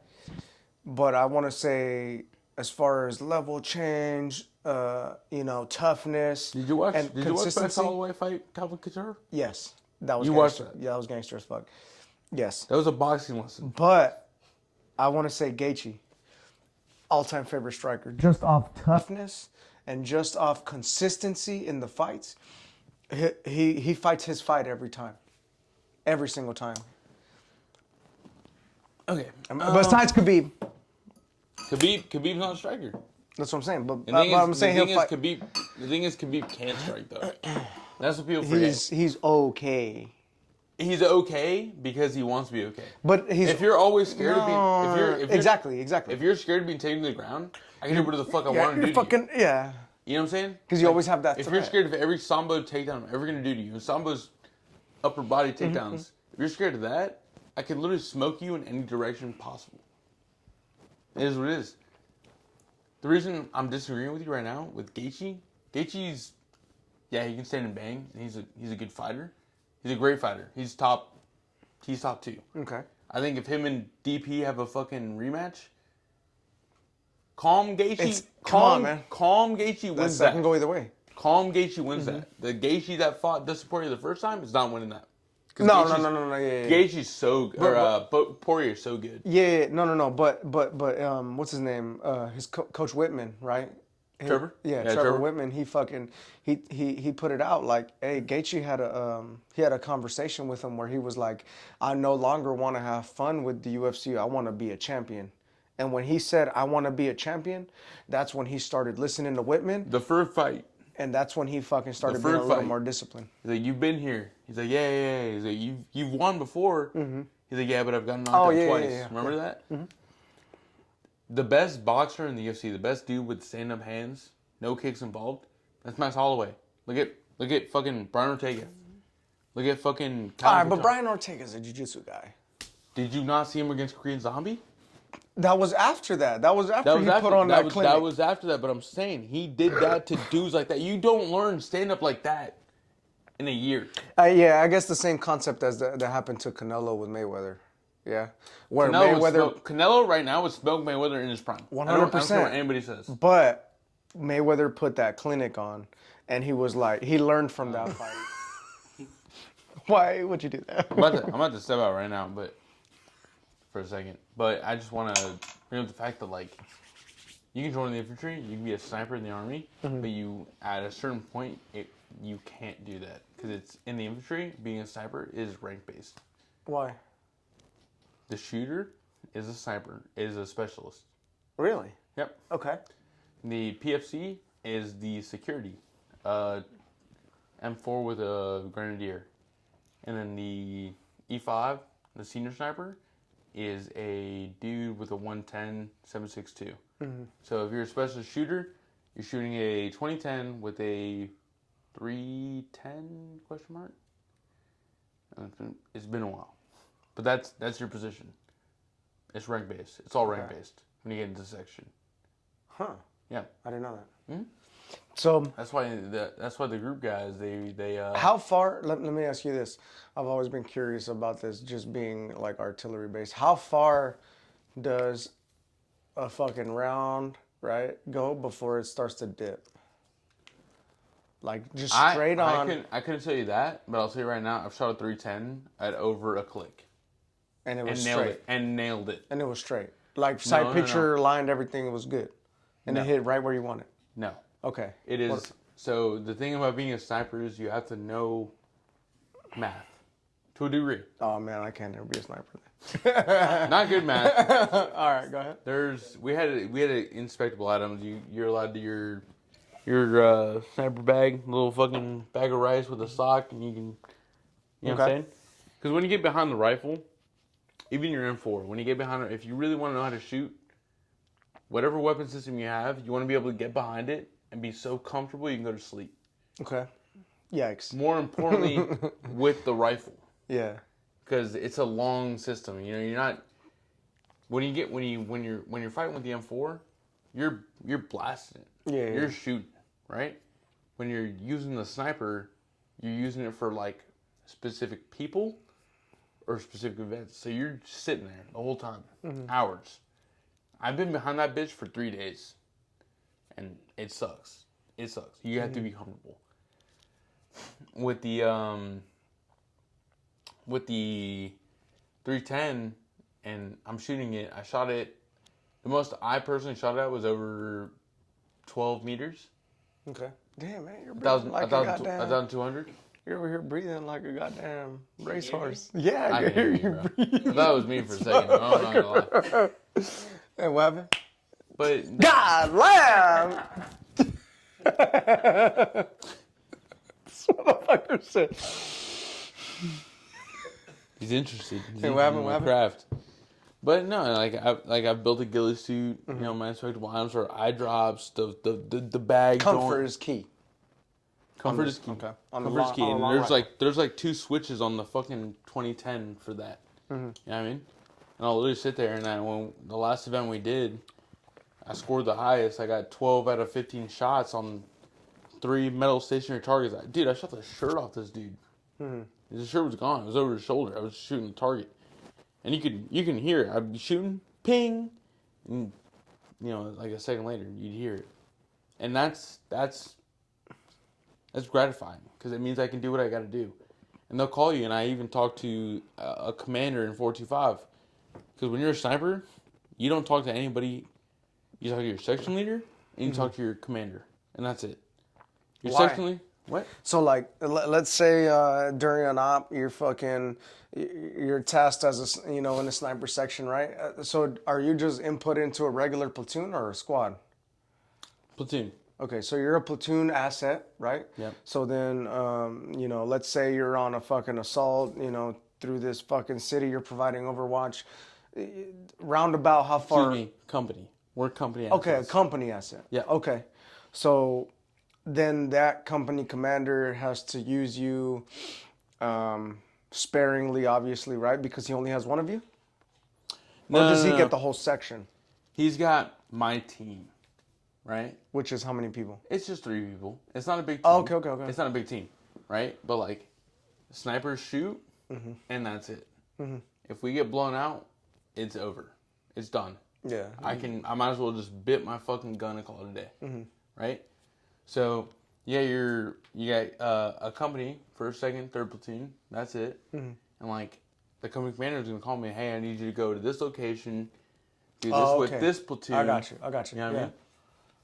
And he's gonna call me and he's gonna be like, "Hey, I need you to smoke this guy." Yeah. If he doesn't want his guys engaged, he'll call me. 100%. Yeah. Right?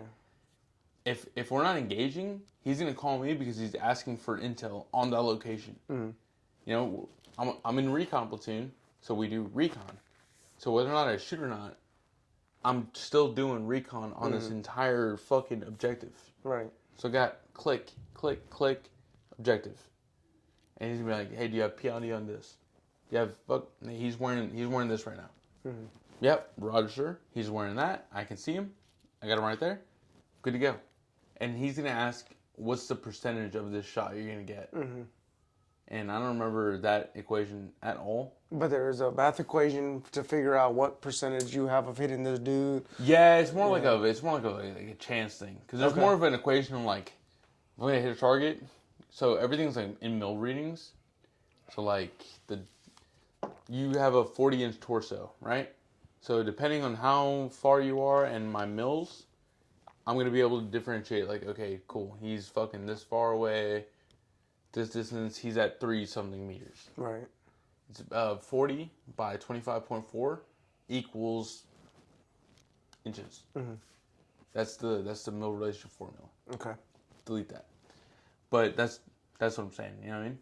So if I'm doing something for a company, if I'm doing something for a company size element, and I'm like behind the fucking the gun, and he's like, "Hey, can you hit that?"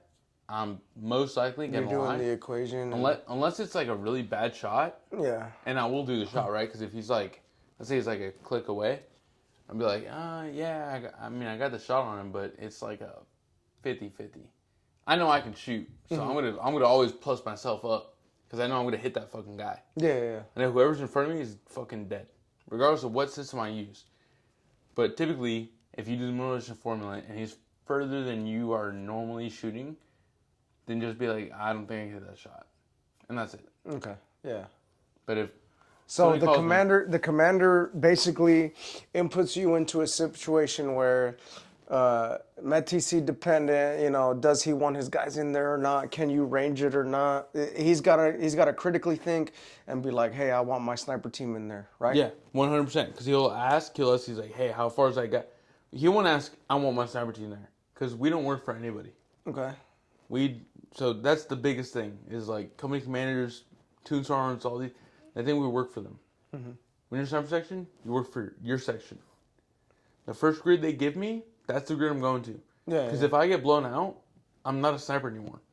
Yeah, 100%. I'm using a bolt action. So if I get blown out, which means I get found out, yeah, I have a bolt action that holds 5 rounds. I'm That's all you got, I'm not in a firefight. You know what I mean? The other 2 dudes he's got a 110 with 10 rounds in there, and he's got an M4 with Grenadier because he wants to, blast back. There's no. I go where I'm told to go, but I'm not changing spots. That's super dangerous. Yeah. That's super bad. Yeah, once you're set in, you're set in. Yeah, You're for dug sure. in, yeah. And the thing is, do you guys know how fucking hard it is to like get in position when you're a sniper? I could imagine. You have to fucking every 5 meters. I mean, let's talk about this real quick. So, you're setting up a fighting position, right? You hit up that 240. You set up obviously your depth, your width, your length of the tallest, biggest man in the crew, right? Mm-hmm. You're setting up that 240, your most casualty producing weapon, as far as as far as your rifles go, right? You want to get them? Yeah, go ahead and hit that. And then, but what you're also doing is setting up your comfort, right? So now you're setting up overhead cover, you're setting up foliage, you're getting out of that position, and now you're coming to look at that position from the enemy's point of view. Do you guys do the same thing? Kind of, sort of? And you know what I'm saying? We don't get seen. Right, but I mean, you kind of have to guess what it looks like from the enemy's point of view. Because you can't walk out and fucking look at your position, right? No, but we get dropped off where somebody already knows there's people there. Right. I've literally done sniper missions where I've been given a grid and gone over there and there's nobody there. Yeah. Okay. Because that's what happens, right? Because But being dug in, right? So you dig in that 240 position, boom, you scope it out, boom, boom, everything's set up, cover, concealment as much as you can. You dig into that position, and then for our, the artillery guys, we hear march order. March order for us is like that, hey, we're getting out of here, right? So for you to be set up in that position, how much time does it usually take you for that position improvement to, that cover, concealment, the foliage, everything, like to cover up the 5 V's of the body, all that shit? What do you got? So wait till you get out of there? Mm-hmm. So if you an artilleryman had to leave, okay, you're talking about, hey, you rating up to me, hey, we gotta dip, mm-hmm. Dude, seconds. We are infantrymen. In and out, boom, yeah. We're infantrymen. That's all it takes. The longest part is going from fucking wherever we go, because if I'm really doing like a big mish, then I have to change my foliage every 5 meters because I have to change to whatever grass is here around you. Grass is here. What's this plant? You know what I mean? Because when I get to my objective, I have to make sure I'm looking like the objective. Right. And it changes all the time, and it changes even more when you're fucking doing this dumb shit. Mm-hmm. So that's what I'm talking about. And what he means by the environment changes is like when you're low crawling through the dirt, what happens to the dirt? It becomes fresh. When that fresh dirt comes out, it becomes discolored. You know what I'm saying? One of the branches change on my back. Exactly. Yeah. So now you're looking at a different point of view. You're looking at a piece of land from over here, from this chunk of land, to now you're looking at a piece of land from this chunk of land that was taken from that chunk of land, and it is now a target because it's different. You know what I'm saying? So in the Army, when at least how I was taught, right? So you look from right to left because we're so taught from reading left to right that you can look over things from left to right. But when you're looking at right to left, you're starting to notice little things. You know what I'm saying? Sniper, that's what I'm talking about. You see what I'm saying? So like this is the level of detail that goes into your job, right? That you have to take notice that you fucking that other people don't even know, right? Other people just like, hey, I need fucking Sergeant Dell to provide overwatch on this position right here. There's an artillery battalion or fucking battery or platoon or whatever. I need you to provide overwatch, right? But they don't know the level of detail that goes into his job, right? So you're saying that within seconds, you can be out of that position, up and out, and moving. Yeah. The team can leave. The sniper section team, if we get blown out, if somebody, and that's the thing, I could shoot at somebody, and like things will be straight. The second they shoot in the vicinity, we're dropping. You're out. Okay. We're dropping. Because you got to look at it, right? I got a bolt action that now, because I shot, has 4 rounds in there on a bolt action already. My senior sniper has 9 rounds in there if he shot back at least, and that's a semi. That's a semi double. Yeah. You know what I mean? My security guy, a PFC, has 30 rounds. He's got a combat load. He's got the John in the tube, you know what I'm saying? He blast whatever. But the Army works in 2 to 1? 3 to 1? 3 to 1. Yeah, 3 to yeah. 1? 3 to 1 odds. So that's one guy taking care of all of us. Mm-hmm. And they What only he's use, saying is that the Army fights in 3 to 1 odds, right? So we don't fight unless we jump, motherfuckers. Basically, what he's saying is we fight 3-on-1. To every one enemy, there needs to be 3 of us for us to be able to fucking fight that fight. Go ahead. they only use snipers to kill the big guys, big names. Those HVTs, yeah. Those high value targets. But if I get blown out, obviously I'm not doing nothing with this fucking. You can't quick scope with the fucking 2010. Yeah, It's like 30 pounds. Yeah. You can't fucking do anything with the 110, which is like half the size, but same thing. And I'm not gonna rely on one dude with a fucking M4 and a Grenadier. Maybe a 320. Yeah, you know what I'm saying? Like, it's just dumb. Yeah, no, I hear you. The Army's weird, but the only thing I'm not doing is I'll take good shots and I can shoot and wind is whatever. And I know the fucking I have a sniper notebook in case I ever have to do that job again with all the notes, like what I need to do during that time. But I'm not gonna do that in a regular environment because it's dumb. Yeah. It's a different vibe. So hit me with being a sniper, being in a sniper section, and being a squad leader in the infantry. What is the main difference as far as training your guys, right? So obviously your focus is different as far as you training to be long range shooters, and then being Bear. He's shy. And then being just a regular infantryman. That's easy. So when I was in sniper section, like in 45 at least, in 3rd Brigade they treat like shit if you're in scouts. But when you're in 45, like you're that guy. They know you by name. I knew my battalion commander by first name basis. These were good. The biggest difference is like when I was in the section, I was a shooter. I do what they tell me to do. The only thing I have to do is calculations, and then I go take the shot. If they're cool with it, so I'll be like, "Hey, this is let's say like Blackfoot 1, right, or Blackfoot 6." I'll be like, "Hey, Blackfoot 6, Lakota 1. I can see the HVTs wearing this. I'll reconfirm the info he gave me. Like, cool. What's your percentage?" And I'm like, "Okay, cool. Bravo 2. He's fucking 600 meters away. Wind's blowing at 2 mils to the right. I may like, and it's just a guess, right? I'll be like, I can maybe make that shot, which I always said I could, because 100%. Because you're a if I fucking miss them, what? If I miss them, what? They're gonna just rush the objective. Yeah. Who gives a fuck? You already gave away Bear. You gave away your position, Bear. Speaking of, So I'll just be like, whatever. We're straight. As a squad leader right now, the only thing I fucking do is make sure these guys are good and make sure that they can still fight the fight. They know. As squad leader, as a platoon sergeant in your job, you're not a fighter anymore, bro. No. You fucking coach fighters now. Yeah. So, and a big thing about that, right, is that when I was a section chief, right, a squad leader equivalent, is that I would only carry 4 mags in my kit, right? And they were like, everybody always asked me, "Hey, why are you carrying only 4 mags in this kit?" You know, it's because, one, if I'm shooting all my fucking mags, there's a fucking problem. That means I cannot command and control. And the another thing is, if I'm fucking not giving out these fucking mags, it's because I'm not commanding and controlling right. All these mags are for me is extra ammo for the boys, dog.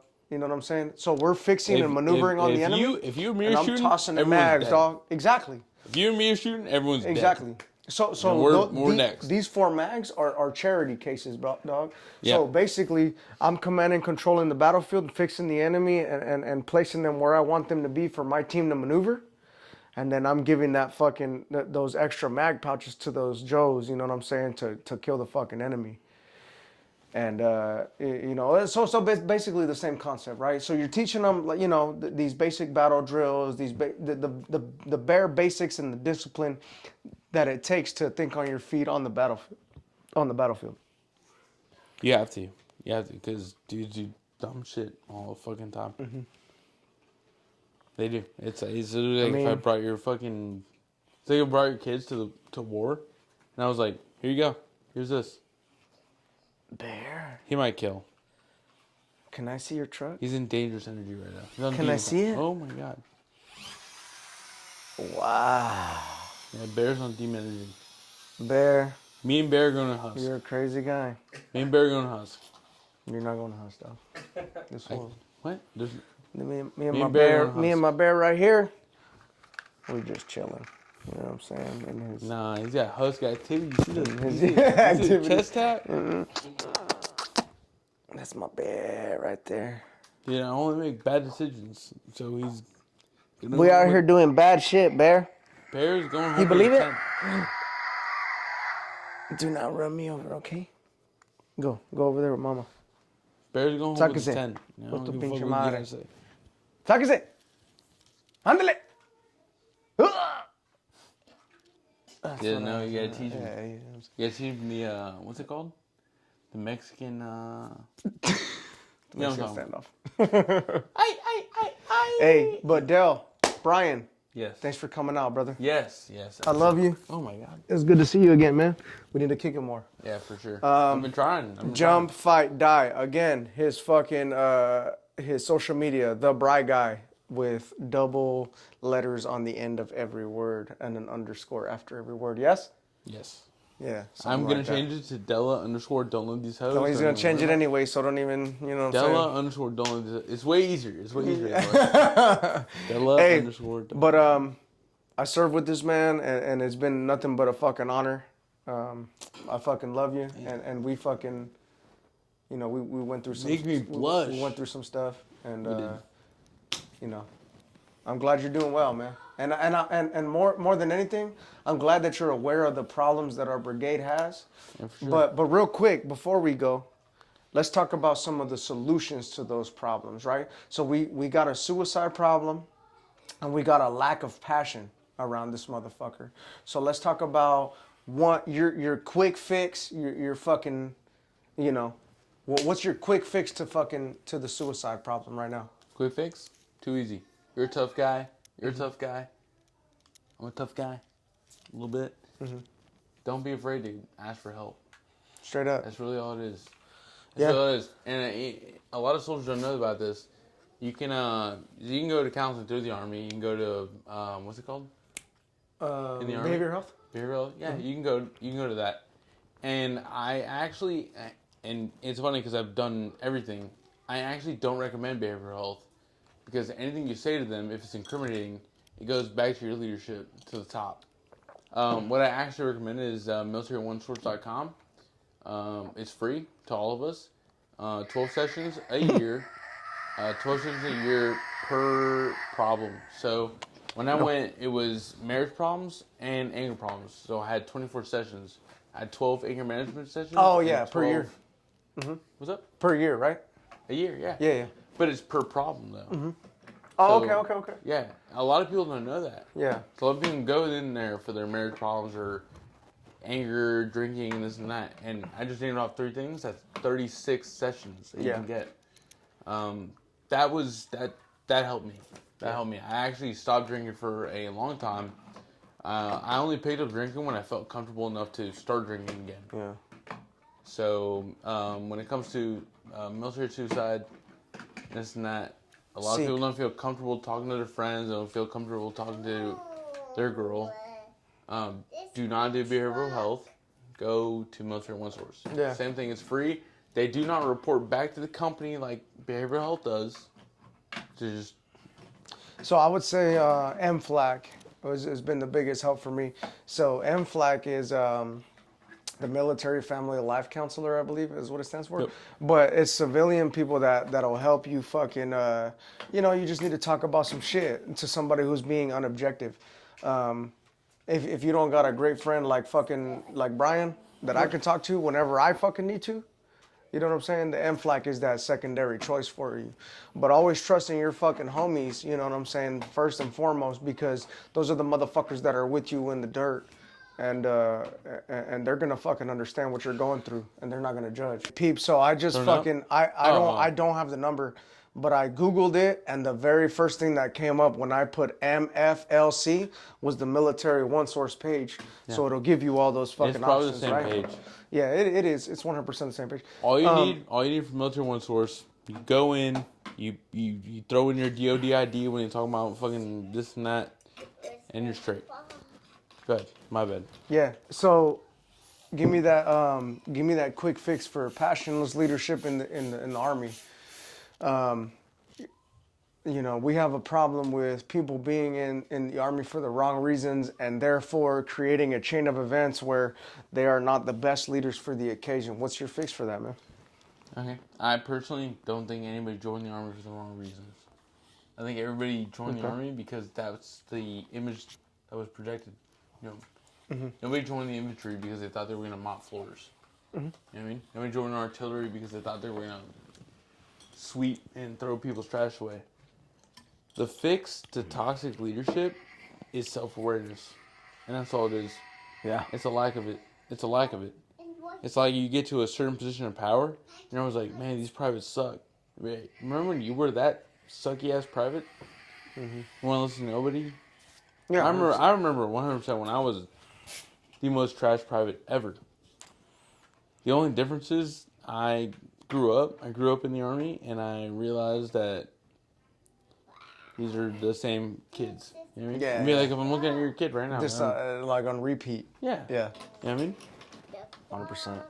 100%. Privates are not good soldiers.